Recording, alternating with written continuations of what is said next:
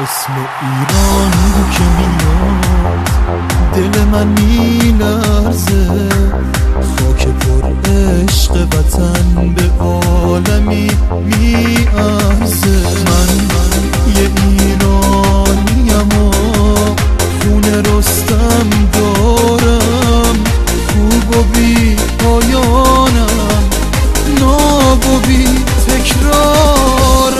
من که ایرانیم و نفسم خاک منه، همه دار و ندار و همه عشقم وطنه، همه عشقم وطنه.